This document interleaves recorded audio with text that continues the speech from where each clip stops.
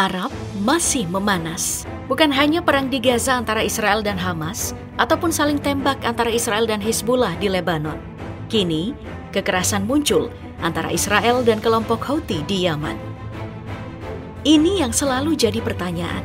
Siapa sebenarnya Houthi yang sejak serangan 7 Oktober Hamas ke Israel terus menggaungkan dukungannya untuk Palestina?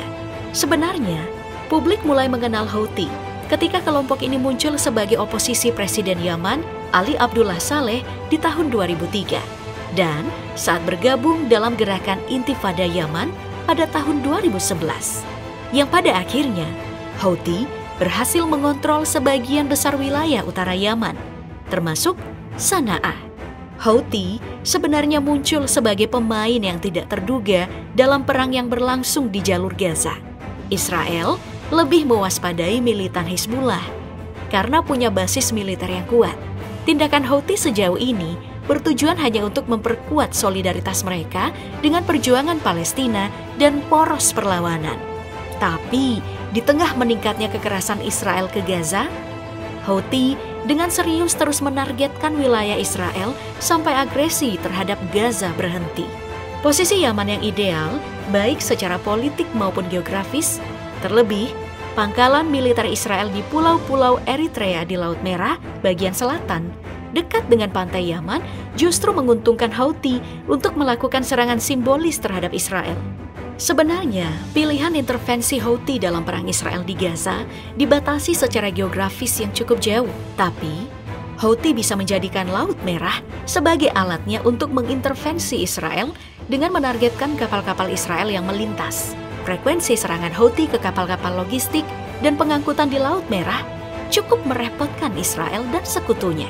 Agar memiliki dampak yang lebih besar, Houthi hanya perlu mengintensifkan serangan mereka, membanjiri wilayah udara kota Eilat di Israel Selatan dengan rudal atau pesawat nirawak untuk mengganggu sistem pertahanan dan mencapai tujuan yang telah ditetapkan. Makanya Houthi terus unjuk gigi. Pada tanggal 19 Juli 2024, serangan drone lewat sebuah pesawat tak berawak jarak jauh menghantam pusat kota Tel Aviv. Lokasi ini diduga dekat dengan sejumlah hotel, di mana banyak diantaranya menampung pengungsi dari perbatasan utara Israel dengan Lebanon. Ditambah, kantor kedutaan Amerika Serikat juga dekat dengan lokasi serangan drone. Akibat serangan ini, 1 orang tewas dan melukai beberapa orang. Setelah serangannya ke Tel Aviv, kelompok Houthi kembali melakukan serangan terhadap kapal-kapal di perairan Laut Yaman. Drone Houthi menyerang sebuah kapal komersial. Juru bicara militer Houthi, Yahya Sarea, mengklaim kalau pihaknya bertanggung jawab atas serangan tersebut sebagai bentuk solidaritas terhadap Palestina dalam perang Gaza. Tapi, hanya beberapa jam setelah serangan di Tel Aviv, pesawat-pesawat tempur Israel menyerang pelabuhan Hodeidah di Yaman yang dikuasai Houthi. Mengapa pelabuhan Hodeidah? Itu karena pelabuhan ini adalah titik krusial bagi semua barang, termasuk makanan dan minyak yang dibutuhkan. Makanya, serangan ini menarget fasilitas penyimpanan bahan bakar dan pembangkit listrik di Hodeidah, hingga menewaskan 3 orang dan melukai lebih dari 80 orang.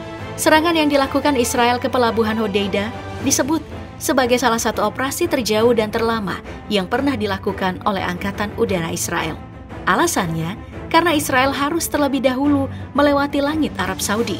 Muncullah dugaan, Arab Saudi dan negara Arab lainnya mengizinkan pesawat tempur Israel untuk melewati wilayah udaranya untuk melakukan serangan ke Yaman.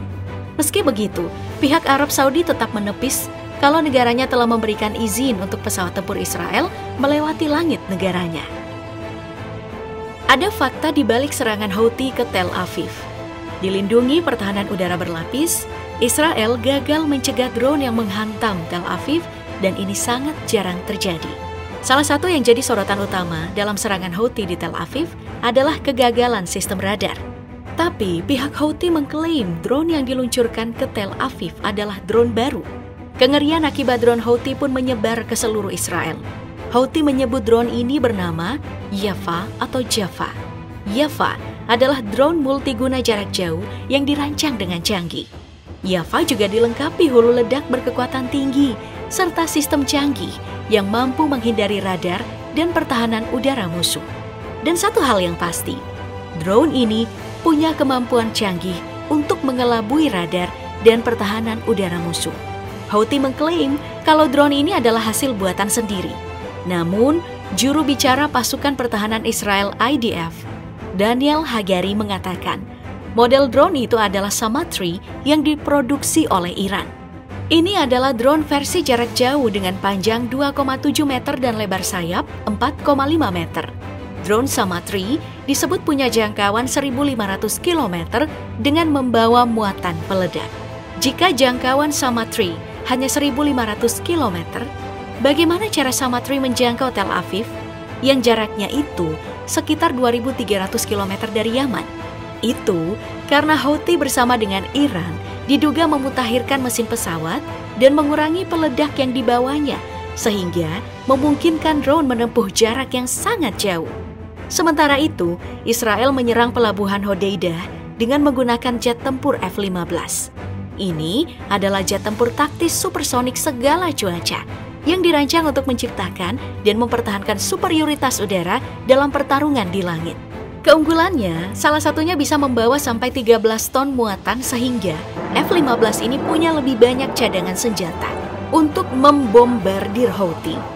Ditambah, Israel memang lebih unggul dalam hal kekuatan udara. Aksi saling serang antara Israel dan Houthi pun mengundang reaksi dunia internasional. Setelah dituding memberikan izin Israel untuk melintasi langit wilayahnya, Arab Saudi lewat Kementerian Luar Negeri Saudi meminta semua pihak untuk menahan diri secara maksimal dan menjauhkan kawasan dan rakyatnya dari bahaya perang. Ia meminta kepada masyarakat internasional dan pihak-pihak yang berpengaruh untuk mengakhiri konflik di kawasan Timur Tengah. Sementara itu, Dewan Keamanan Nasional Amerika Serikat menyebut kalau Amerika Serikat tidak terlibat dalam serangan Israel ke Yaman, juga tidak mengoordinasikan atau membantu Israel dalam serangan itu. Serangan Israel menurut Dewan Keamanan Nasional murni hak untuk membela diri. Yang dikhawatirkan dari konflik yang kembali memanas ini adalah harga minyak global.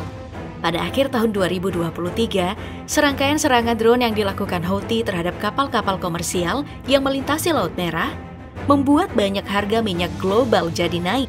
Itu karena perusahaan pelayaran besar dan pengangkutan minyak menghentikan perjalanannya melalui Laut Merah. Memang untuk saat ini, aksi saling serang antara kelompok Houthi dan Israel tidak membuat harga minyak melonjak. Tapi, jika eskalasi ini berlangsung dalam waktu yang lama, terutama jika Houthi kembali fokus dalam menargetkan serangannya ke Laut Merah, bukan tidak mungkin akan kembali mempengaruhi pasokan dan harga minyak global. Kekhawatiran lainnya, konflik skala besar akan terjadi. Menurut media Israel, pemimpin Houthi bersumpah bahwa mereka akan terus menyerang Israel sebagai bentuk solidaritas terhadap rakyat Gaza selama perang dengan Hamas di Gaza masih berlangsung, dan mengatakan bahwa Yaman akan beralih ke tingkat operasi anti-Israel yang baru dalam waktu dekat. Di sisi lain disebut kalau Israel sudah mengirimkan pesan ke negara-negara Arab moderat dan barat, khususnya Amerika Serikat. Yang mana pada intinya, pesan tersebut menyebut kalau kebijakan preventif Israel terhadap perang sudah gagal dan Houthi akan jadi sasaran aksi militer Israel. Tapi, Israel akan kesulitan memobilisasi negara-negara di kawasan untuk melawan Houthi. Meskipun beberapa negara, terutama Mesir, lebih terkena dampak serangan mereka terhadap jalur perdagangan internasional Laut Merah dibandingkan Israel. Itu karena negara-negara Arab takut akan reaksi Iran atau proksi mereka dan ingin menghindari resiko. Sebenarnya dalam skenario yang logis, Houthi menyadari kalau mereka telah melewati batas dan Israel ini punya kekuatan senjata yang sangat besar. Di sisi lain, hal ini dapat memicu respon Iran yang bisa memicu konflik regional secara keseluruhan. Namun, tanpa gencatan senjata di Gaza, siklus ketegangan yang meningkat dan mengancam akan meluas menjadi perang regional yang kemungkinan akan terus berlanjut. Satu-satunya cara untuk meredakan krisis yang meningkat ini adalah dengan segera mencapai gencatan senjata di Gaza yang akan menghentikan pertumpahan darah warga Palestina dan tragedi yang dialami sandera Israel dan tahanan Palestina.